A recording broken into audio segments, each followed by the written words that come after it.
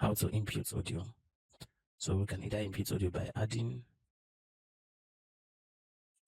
it as an input source, audio input capture, by adding it as an input source and selecting the audio you want to bring in.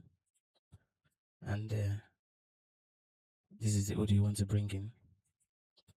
I click on properties, on advanced audio properties, and look for where you brought it in.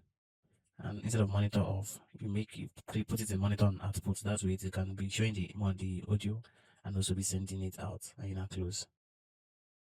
So that is it for audio input capture. This is the way to bring in audio. Another way is just to use to go to settings.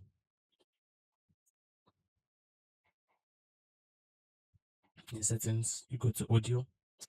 You come to global audio devices. You can see that some of them are disabled.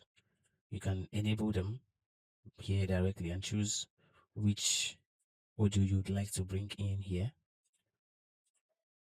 And that is how to set it. So here, the audio have come in. You can just click on whenever the audio is active on advanced property and also send it out too.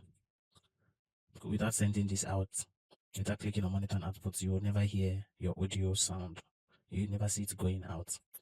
So if these are active, what we did now, the audio channels are active like this one, you'll be getting the signal out immediately to your output settings.